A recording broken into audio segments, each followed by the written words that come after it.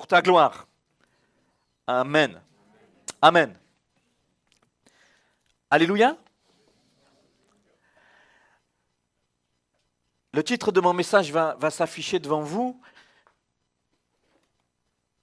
Je voudrais partager avec vous, ou commencer en tout cas à partager une nouvelle thématique jusqu'à maintenant, ceux qui ont la possibilité de suivre l'Église d'une manière ou d'une autre. Nous sommes restés longuement sur les paroles de Jésus, sur le sermon de la montagne. Et je voudrais regarder et commencer à regarder ce que le Seigneur a fait et ce que le Seigneur veut faire avec chacun de nous. À l'image du titre de cette série, Jésus qui guérit les cœurs brisés.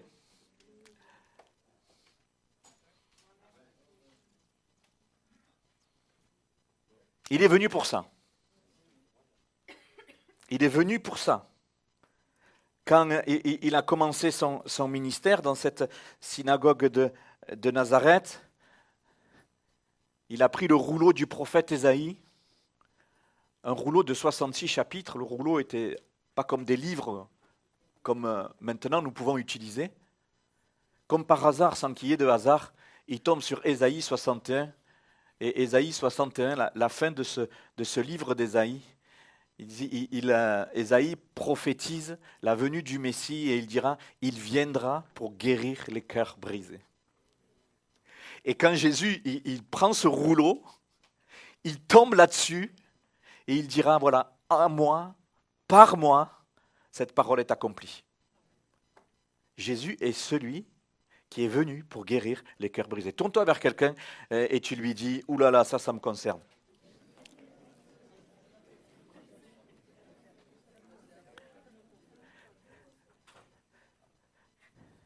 Est-ce que nous avons tous une âme?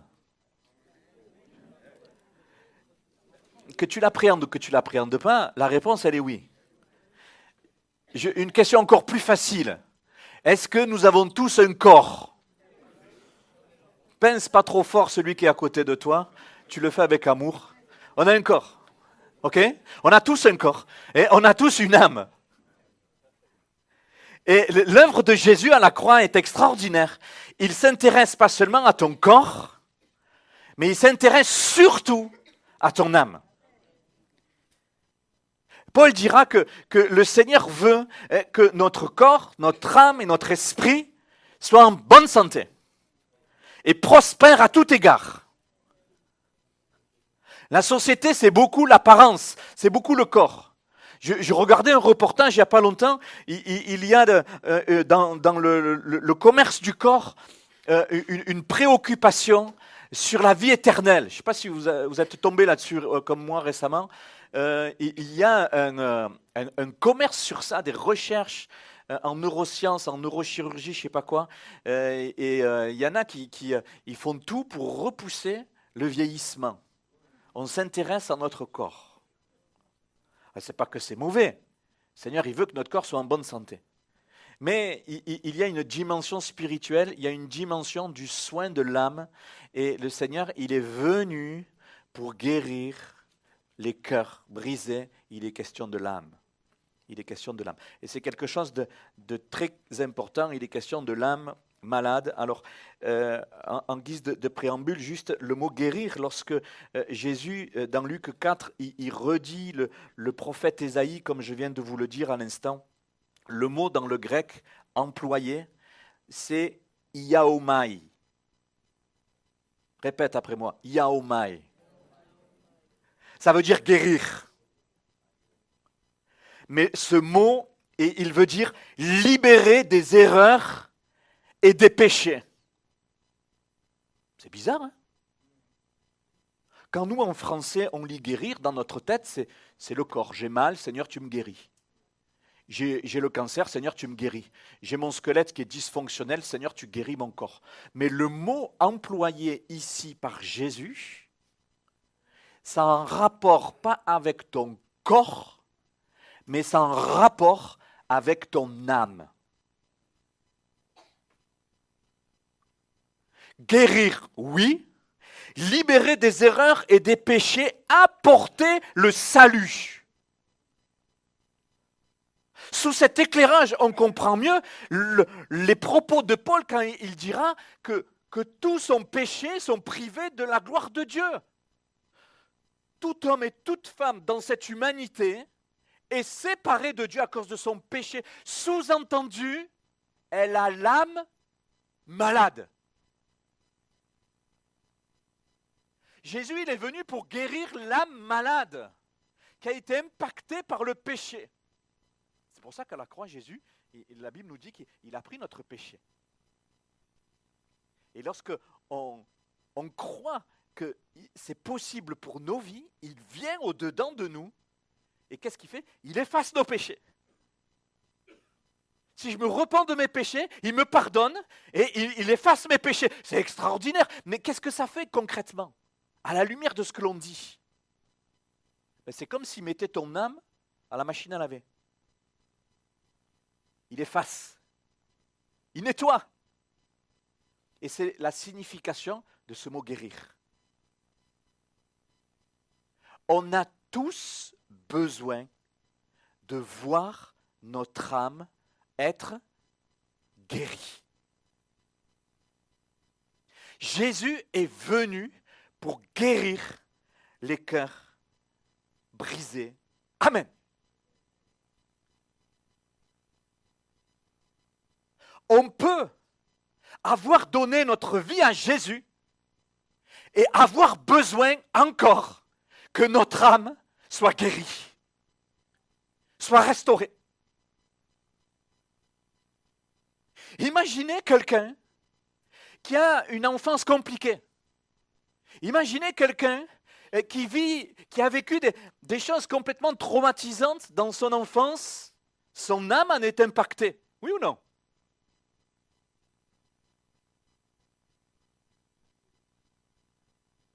Je donne ma vie à Jésus. Jésus efface mes péchés. Mais en même temps, j'ai besoin que mon âme soit soignée. Dans un but qu'elle soit guérie. Sinon, qu'est-ce qui va se passer? Eh bien, dans nos églises, il va y avoir des hommes, des femmes qui ont donné leur vie à Jésus, mais qui ont toujours l'âme malade.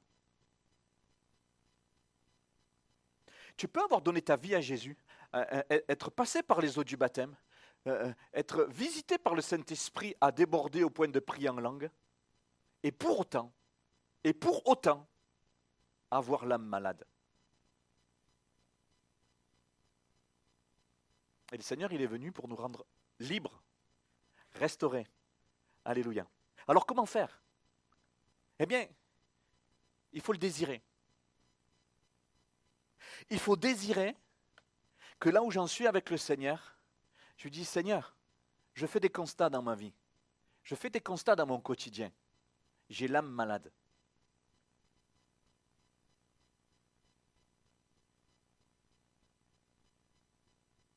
Un cœur qui désire le changement.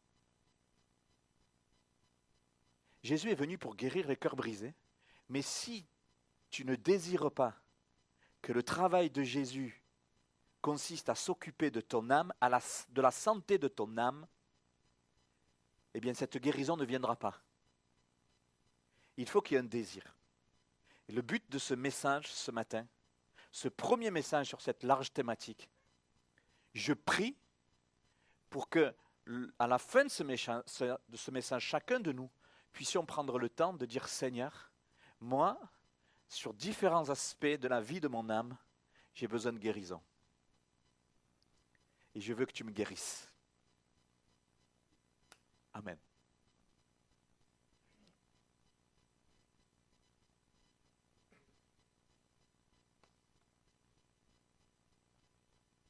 Ça ne doit pas être un seul désir. Ça doit être une démarche. Quand je dis que chacun de nous puissions nous poser devant le Seigneur et dire, Seigneur, quelque part, j'ai besoin que mon âme elle a besoin d'être guérie. Encore. Merci pour les guérisons passées. Merci pour les progrès dans mon âme. Mais je reconnais, je perçois que j'ai besoin.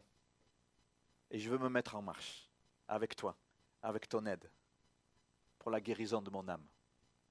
Je suis encore impacté de mon histoire de vie. Encore aujourd'hui. Je suis encore impacté du choc émotionnel que j'ai eu lorsque j'ai perdu quelqu'un de proche de manière brutale. Je suis encore impacté pour X choses qui a pu arriver dans mon passé ou même dans mon présent. Je reconnais. Et je viens devant toi. Je désire le changement. Je veux m'occuper de ça avec toi, avec ton secours, avec ta parole, avec ton esprit, avec l'Église. Alléluia. Je veux avancer. Et le Seigneur veut faire.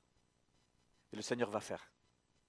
Et quand le titre de ce méchant, c'est un cœur qui désire le changement, ça veut dire que ça nous rejoint chacun. C'est chacun de nous qui sommes responsables de savoir, de vouloir et de s'adresser à Dieu. Donc le commencement de cette démarche, c'est une prière. C'est parler à Dieu et dire, Seigneur Jésus, je veux que tu accomplisses ton ministère dans ma vie. Je veux que tu soignes mon âme brisée. Mon âme qui a été abattue, mon âme qui a été piétinée, mon âme qui ne comprend pas, mes émotions qui me tirent un coup vers le bas, un coup vers le haut, qui font l'ascenseur. Je veux de la stabilité, je veux de la restauration. Et ça doit être une prière. Et je t'encourage à prier de cette manière-là. Peut-être que tu ne pries jamais comme ça. Dans nos églises, beaucoup de personnes prient pour les autres, mais jamais pour eux-mêmes. Et encore moins pour l'état de santé de leur âme. Et le Seigneur veut nous appeler à ce qu'on comprenne ces choses-là. Le Seigneur est venu pour guérir ton cœur brisé. Amen. Et si nous nous engageons dans la prière à cet égard, les choses vont bouger. Il va y avoir du progrès. On est d'accord avec ça? On croit cela? On veut s'engager dans ce chemin-là? Amen.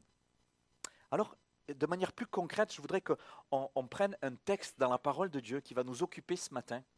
Un homme qui avait besoin de voir son âme guérie et qui a fait une prière. Une prière qui a concerné l'état de son âme et qui a amené l'action de Dieu, une guérison de son âme. On regarde ce texte ? On le trouve dans le premier livre des Chroniques. Un homme très peu connu.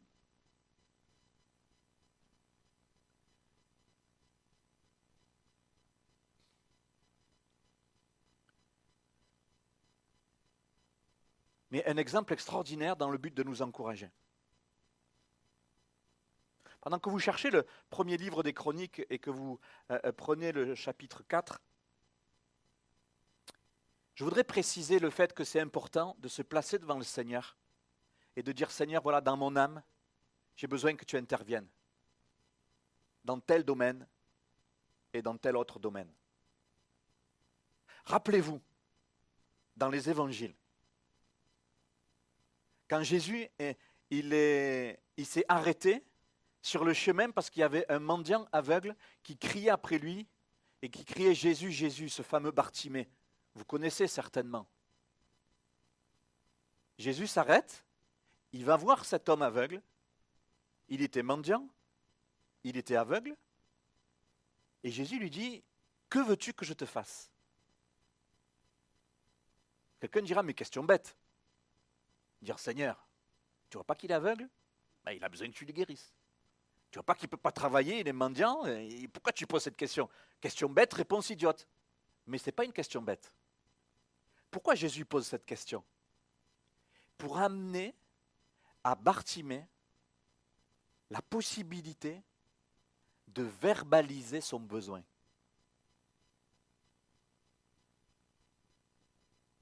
Un cœur qui désire le changement va prendre le temps de verbaliser son besoin à Jésus.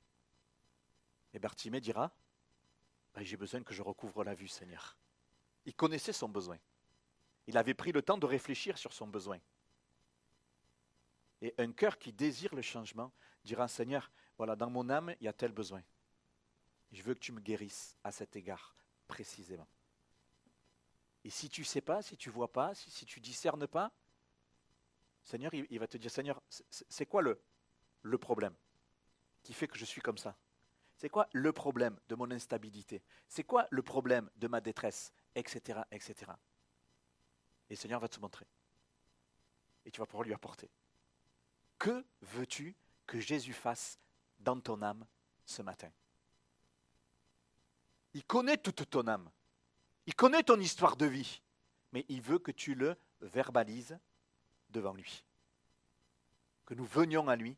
Et ça va manifester ce cœur qui désire le changement. Alors on regarde 1 Chronique chapitre 4, c'est bon, vous avez tourné les pages. Nous lisons seulement 2 versets, le verset 9 et le verset 10.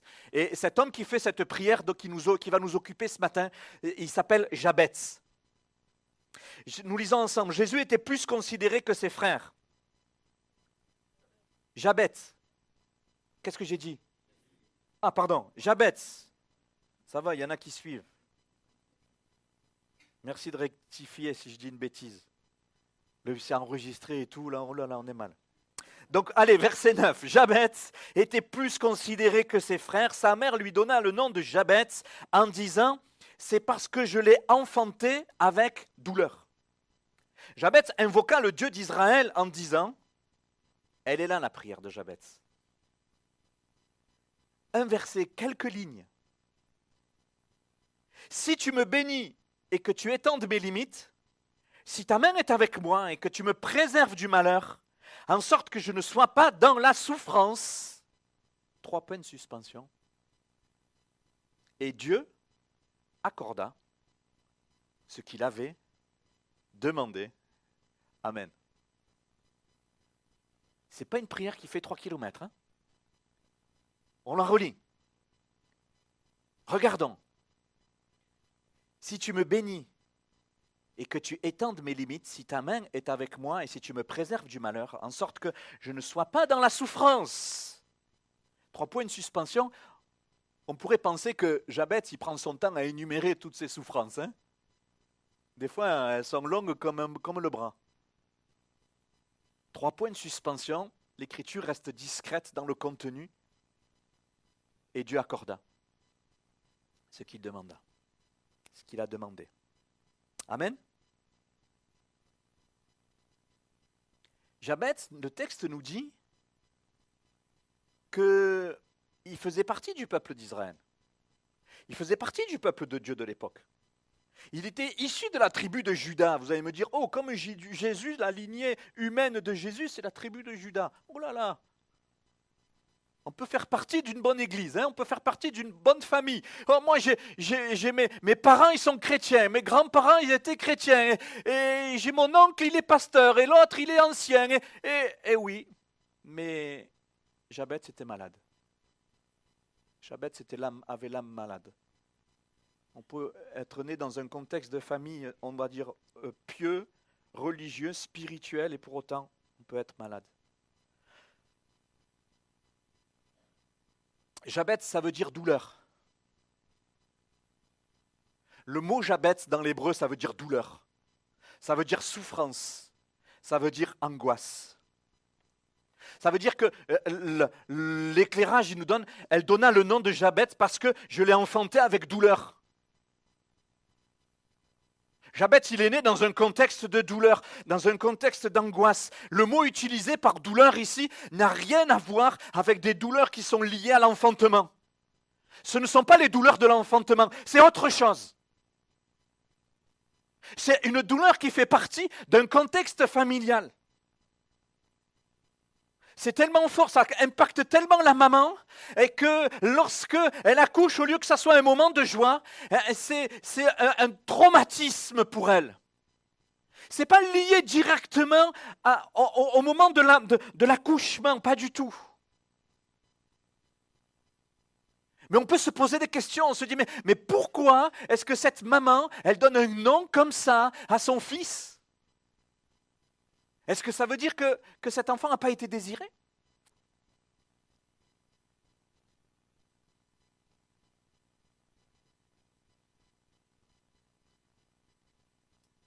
Est-ce qu'il y a un contexte catastrophique qui a impacté particulièrement cette maman qui était en train d'accoucher ?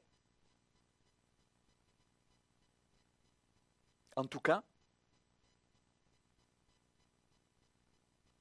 cet enfant a grandi avec ce prénom.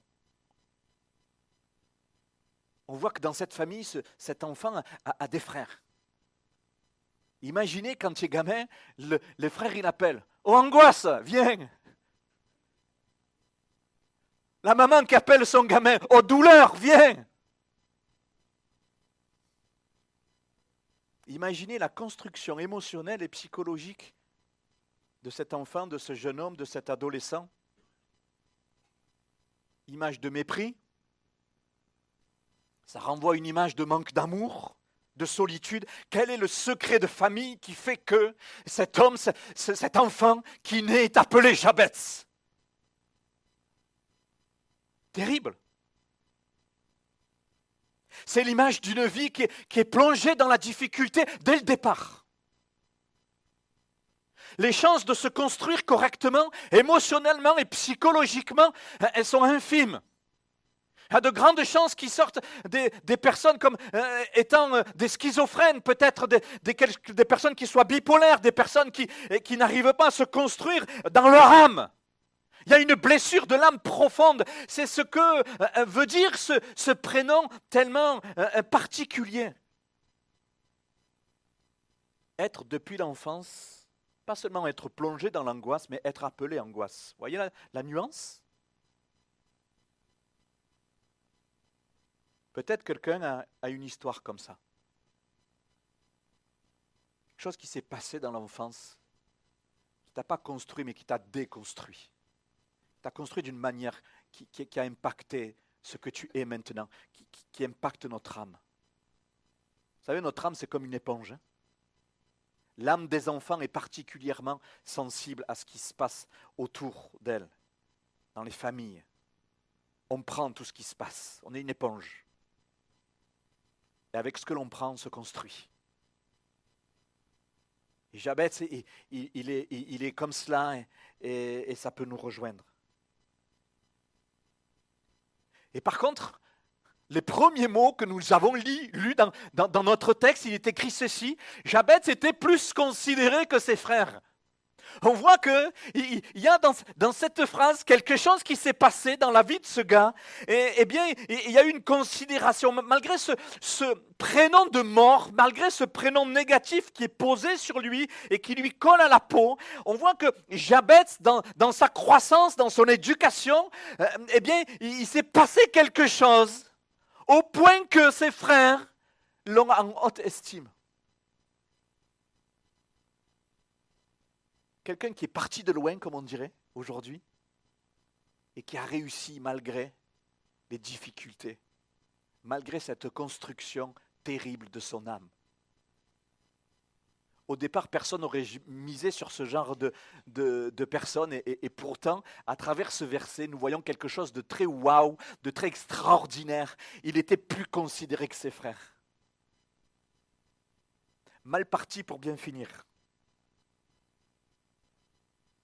Pourquoi? Mais parce qu'on l'a lu avec le verset 10.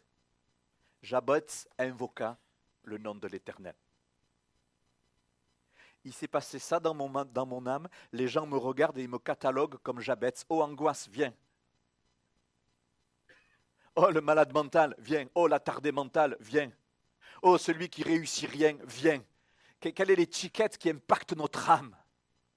Malgré cela, il a été plus considéré que ses frères. Pourquoi? Parce que nous avons la réponse. Au verset 10, Jabez invoqua le nom de l'Éternel. Il a commencé à prier. C'était un homme qui désirait le changement. Et il s'est adressé à ce Dieu qui est celui qui guérit l'âme brisée. Amen.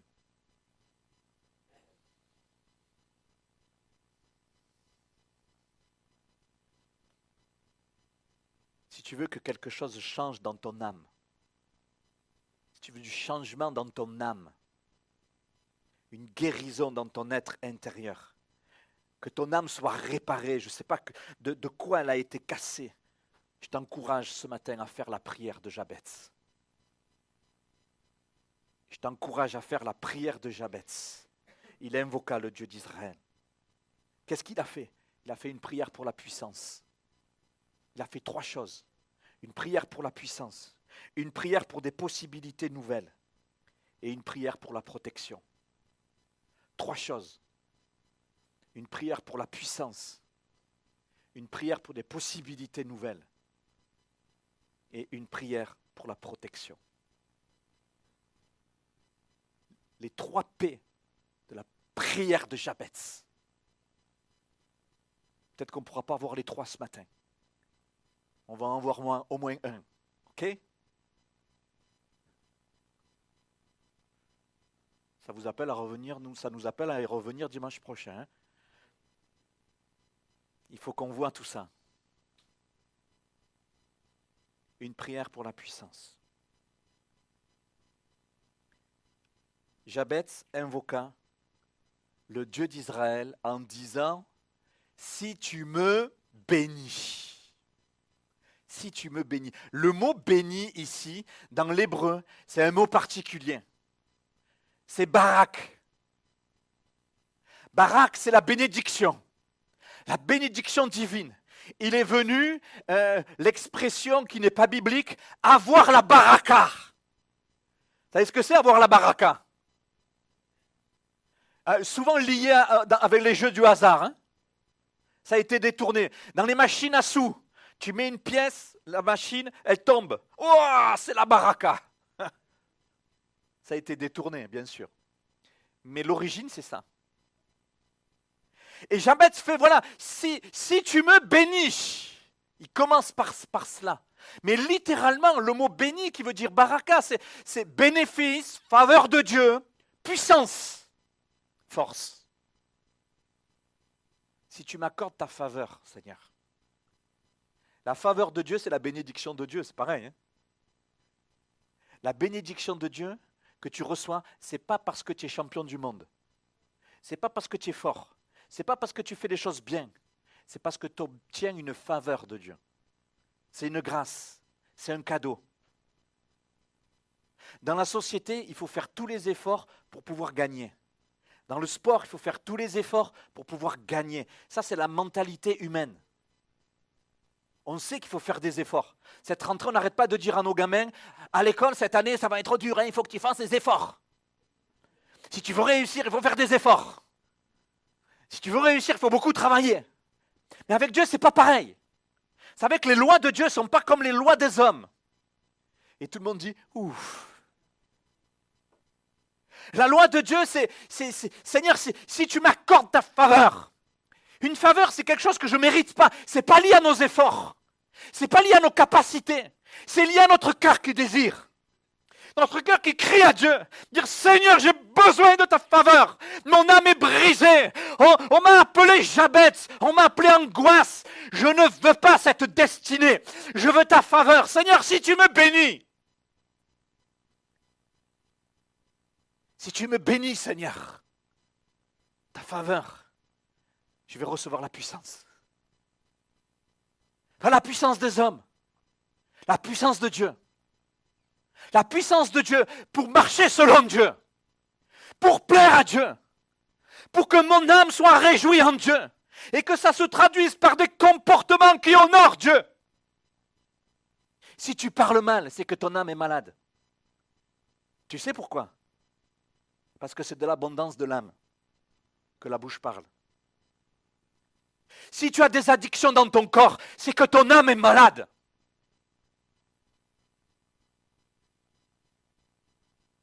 Seigneur, si tu me bénis, ta faveur, Seigneur, dans ma vie, je serai puissant. Une prière pour ce genre de puissance. Amen. Pas une prière pour avoir la puissance grâce à un compte en banque rempli.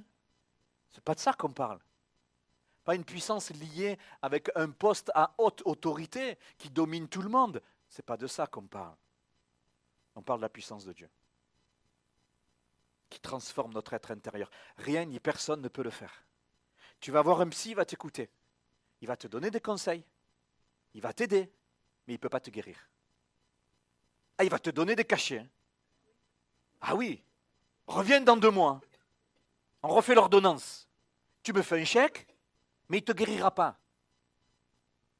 Jésus seul est venu pour guérir les cœurs brisés.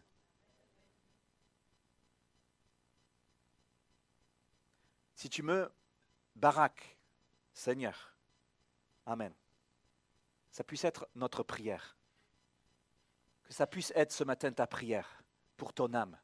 Seigneur, revêt-moi de ta force. Revêt-moi de ta puissance. Seigneur, équipe-moi. Alléluia.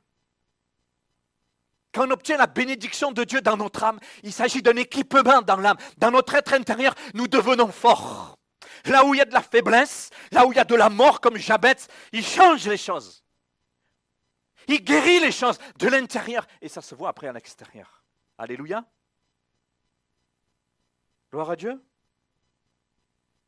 Une prière, Seigneur, si tu me bénis, si tu me permets de recevoir ce qui m'est impossible d'avoir, humainement parlant. Si tu me permets d'accéder à l'inaccessible. Si tu me permets de changer en profondeur. Mais c'est toi qui le fais. Amen. Saint-Esprit, touche mon âme. Saint-Esprit, restaure mon âme. S'il fallait qu'on s'arrête là ce matin, on pourrait tous se mettre à fermer les yeux et à faire cette prière-là. Seigneur, j'ai besoin que tu touches mon âme. Amen. Le miracle du changement est pour ceux qui désirent ce changement. Ça ne suffira pas de venir année après année dans ce lieu, d'écouter et d'écouter, sans que tu te mettes à faire ce genre de prière. Il n'y aura jamais de changement. On a besoin de s'approprier cette prière de Jabez et de dire, Seigneur, moi, je veux que tu me bénisses. Et je m'engage sur ce chemin-là. Pas seulement au détour d'une thématique, pas seulement au détour d'une réunion ou d'une prédication, mais que ce soit ma manière de vivre, ma manière de prier.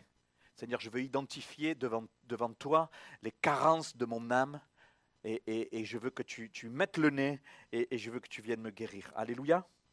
Et c'est le Seigneur qui va le faire, c'est le Saint-Esprit qui va le faire. Nous lisons dans Jean 1, 12, mais à tous ceux qui l'ont reçu, la parole de Dieu faite chair, Jésus, à tous ceux qui ont reçu Jésus, à ceux qui croient en son nom, elle a donné le pouvoir, la baraka, la puissance de Dieu de devenir enfant de Dieu.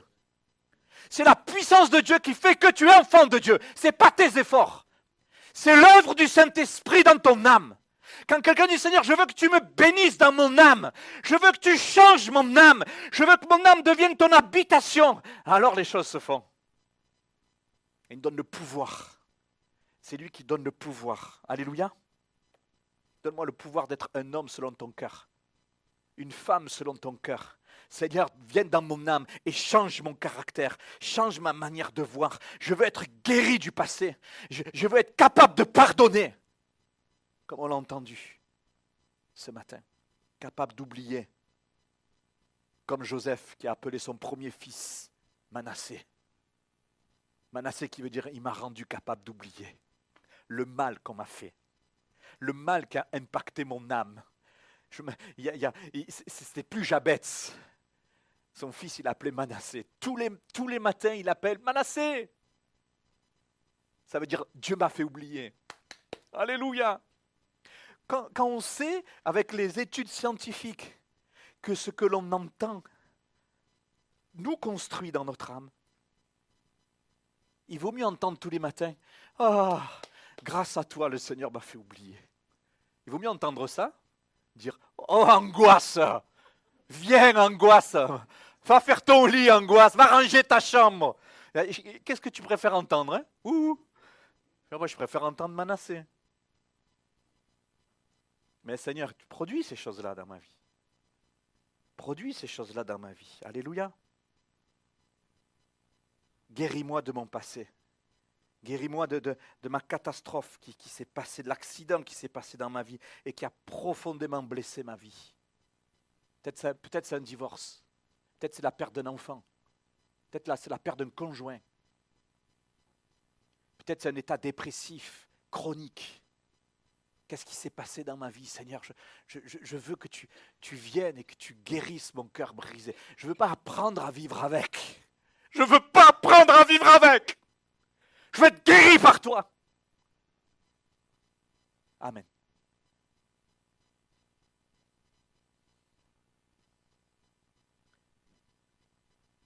Seigneur, donne-moi la force, donne-moi la puissance de confronter mes faiblesses. de t'exposer mes peurs que j'essaye d'oublier. Je ne veux pas les enterrer, mais je vais te les exposer. Seigneur, donne-moi la puissance qui me libère de... Je vais vous sortir un mot barbare. Libère-moi de la puissance de l'acédie. Est-ce que c'est l'acédie? Est-ce que vous savez ce que c'est l'atrophie? Ça concerne surtout peut-être les sportifs. L'atrophie, quand on parle d'atrophie musculaire, par exemple. Est-ce que quelqu'un s'est déjà cassé un membre et s'est déjà fait plâtrer le membre? L'atrophie musculaire, c'est quand il y a un muscle qu'on n'utilise pas, par exemple. Il rapetit. Tu regardes des images de quelqu'un qui a la jambe, un sportif qui a la jambe plâtrée. Avant, les muscles ils sont hyper développés. Le gars, il a des jambons là. Waouh! Faut pas qu'il te mette un coup de pied. Hein? Il casse la jambe. Pendant 6 semaines, c'est le plâtre. Et tu enlèves le plâtre, tu mets les 2 jambes côte à côte. Tu en as une, elle est comme ça. Et l'autre, elle est comme ça. On appelle ça l'atrophie des muscles. La tendance à réduire. L'activité physique produit le développement musculaire. D'accord? Et si on arrête l'activité physique, eh bien ton muscle il s'atrophie. Il se réduit. Vous connaissez ce mot, atrophie. Eh bien l'acédie, c'est pareil, mais pour le cœur. L'acédie, c'est pareil, mais pour l'âme. Quand je dis que, Seigneur, j'ai besoin que dans mon âme, tu me délivres de l'acédie, ça veut dire quoi? C'est une maladie de l'âme. L'acédie, c'est une maladie de l'âme. C'est une maladie du chrétien. C'est un désintérêt pour la prière. Les symptômes de l'acédie, de la maladie de l'âme, je ne suis plus et pas intéressé par le fait de prier. Je ne suis pas intéressé par la lecture de la Bible tous les jours. Mais attends, il n'y a que les pasteurs qui font ça. C'est une maladie de l'âme. C'est une forme d'acédie. Un désintérêt total pour la vie d'église. Je viens à l'église quand j'y pense. Je viens à l'église quand on m'a invité et que je ne peux pas dire non parce que j'ai déjà refusé 3 fois. Donc j'y vais une fois quand il me tombe un œil, quoi. Ça, c'est une forme d'acédie. C'est une maladie de l'âme. Un problème de vitalité spirituelle. D'accepter que face à ce constat, on se lève comme Jabez et dire « Seigneur, si tu me bénis, si tu me donnes la force et la puissance d'être zélé à nouveau, d'être engagé comme jamais je l'ai été. Je veux que ça soit ma manière de vivre. » Amen. Est-ce que quelqu'un a besoin de faire cette prière ce matin? Tu as besoin de faire la prière de Jabez. Ne crois pas que les choses vont changer si tu es impacté par cette forme de maladie spirituelle qui est l'acédie. Oh, contenté par si peu. Oh, dès que le culte est trop long, ça y est, je suis agacé. Oh, mettre une réunion de plus, oh là là. On a mis les réunions d'hommes. Ah, c'est pour qui ça? C'est pour les autres, c'est pas pour moi. Ah, j'y vais pas, c'est pas grave. Une acédie spirituelle. Maladie de l'âme. Seigneur, viens guérir mon âme. Dans ce domaine, viens guérir mon âme. Viens à mon secours, Seigneur. L'acédie, c'est la maladie de l'âme de ce qu'est l'atrophie à nos muscles. Si les muscles de tes jambes sont totalement immobilisés et atrophiés, c'est sûr que tu ne marcheras plus.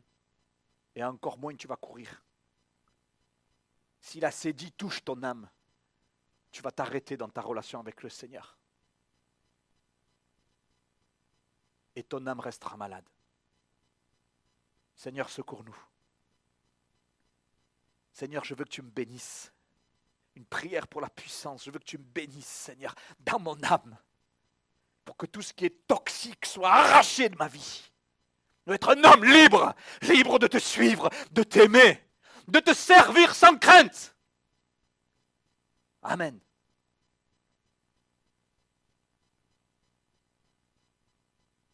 C'est une prière qui donne la possibilité au Saint-Esprit d'intervenir dans notre vie. Est-ce qu'il y a besoin ce matin? Quelqu'un qui a besoin de faire ce genre de prière. Le Seigneur veut faire quelque chose dans ton âme. Je le crois. Mais il faut que l'âme désire le changement. Et qu'elle fasse cette prière. Seigneur, ta faveur dans ma vie. Tout ce que tu fais, c'est bien. Mais le Seigneur veut toucher ton âme. Veut rejoindre ton âme. Veut te guérir de ton passé. Est-ce qu'il y a quelqu'un ce matin qui c'est un Jabez en puissance? Tu as besoin de faire la prière de Jabez. Il invoqua le nom de l'Éternel. On n'a pas le temps de voir ce matin, mais tout à la fin. Et Dieu lui accorda. Est-ce qu'il y a une dimension de foi de ce qu'on peut partager ce matin? Est-ce que tu veux croire que Dieu veut t'accorder ce matin? Dieu lui accorda. Dieu est un Dieu qui donne. Jésus est venu pour que le chemin du donateur s'ouvre à celui qui a besoin. En Jésus, on peut recevoir. Amen. On peut prendre quelques instants, on ferme nos yeux. Prendre le temps de dire à plusieurs d'entre nous de faire cette prière.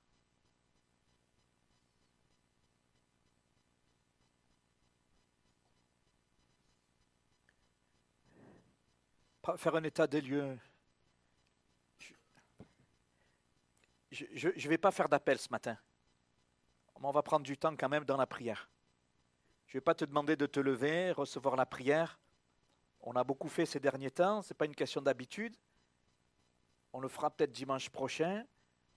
Il n'y a pas de règle, on se laisse conduire par le Saint-Esprit. Et je voudrais t'amener sur ta chaise, alors qu'on a les yeux fermés, à prendre une résolution. Une résolution. Comme Jabez a résolu dans son cœur, il a invoqué l'Éternel. Et il a fait cette prière que nous avons vue. Est-ce que tu peux t'engager ce matin à ce que ta vie de piété soit une vie où la santé de ton âme est le sujet de ta prière? Dire Seigneur, je veux que mon âme soit en bonne santé. Et de prendre le temps de regarder sur ton présent, de regarder vers ton passé. Qu'est-ce que c'est qui a impacté ton âme? Qu'est-ce que c'est qui a marqué ton âme, qui a brisé ton âme? Laisse-moi te dire que dans le monde spirituel, le temps ne règle rien. Le temps ne règle rien. Face à la douleur de l'âme, il n'y a que Jésus qui guérit les cœurs brisés. Et si Jésus ne le fait pas, eh bien ça reste à faire. Ça reste à faire. Et ce n'est pas la connaissance de la parole de Dieu qui va te guérir. C'est un homme et une femme qui viennent à Jésus dire Seigneur, je veux ta faveur dans mon âme. Je veux ta puissance dans mon âme. Je veux ton action dans mon âme. Et là où il y a la faiblesse, Seigneur, spirituelle, eh bien je veux la santé spirituelle.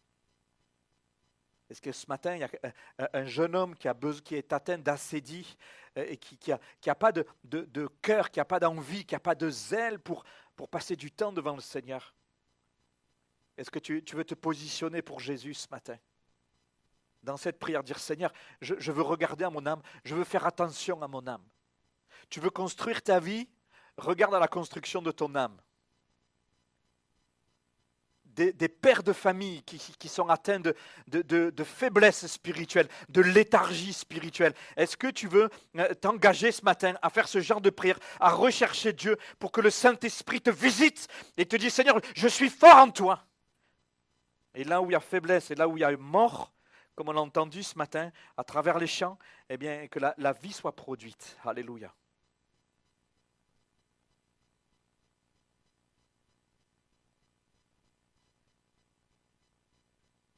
Je prie pour que tu sortes de ce lieu déterminé et que tu laisses dans cette salle, au pied de Jésus, ton esprit de fatalité, de dire c'est comme ça, on n'y peut rien, c'est plus grand que moi, c'est plus fort que moi, on n'y peut rien. Que cet esprit de fatalité, de fatalisme, qui te laisse dans de l'immobilisme, eh bien, qui impacte et qui construit ton âme et tes pensées soient brisées maintenant. soit brisé au nom de Jésus.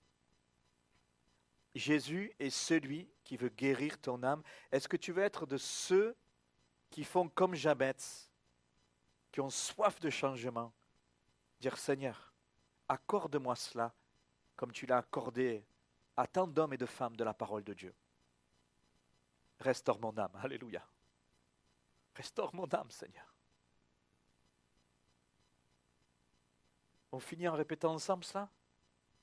À voix basse, mais que tes oreilles entendent. Jésus, restaure mon âme. Jésus, restaure mon âme. Construis mon âme. Jésus, construis mon âme. Alléluia. Accepte d'avoir besoin. Invoquer l'Éternel à cet égard, c'est accepter d'avoir besoin. Que le Seigneur mette le nez dans ton âme. Oh, c'est pas beau, il y a du boulot.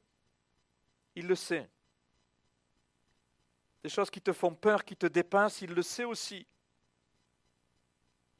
Mais que tu puisses dire, Seigneur, restaure mon âme. Je veux être un homme de Dieu, construis mon âme. Je veux être une femme de Dieu, construis mon âme, Seigneur. Alléluia.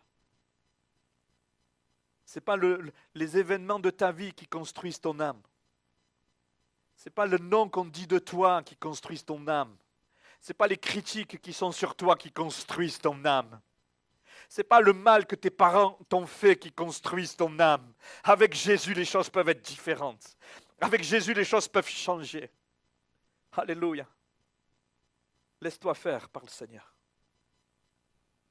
Accepte, lâche prise. N'essaye pas de contrôler ces choses, tu n'y arriveras pas. Ça nous dépasse, c'est pour ça que Jésus est venu.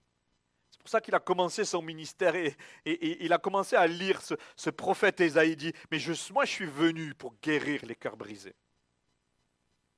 Alléluia. Alléluia. Seigneur, nous croyons que ta parole est vraie. Nous nous adressons devant toi, Seigneur, avec ce que nous sommes, avec ce qu'on a entendu aussi de ta parole, qui vient nous amener une lumière, un espoir. Nous ne croyons pas seulement que ta parole est vraie, mais nous croyons que ta parole est vie. Que ta parole, elle est esprit et vie et produit la vie. Nous voulons que ces choses-là viennent dans nos âmes, Seigneur. Et nous voulons faire cette prière ce matin ensemble avec l'Église. Mais nous voulons la faire encore demain. Encore cet après-midi, cette semaine, Seigneur, viens guérir mon âme. Merci Jésus. L'action de Dieu va se faire. Crois que l'action de Dieu va commencer. On laisse faire la parole, on laisse travailler la parole dans nos cœurs. Réécoute ce message. Si tu n'avais pas toute l'attention voulue ce matin.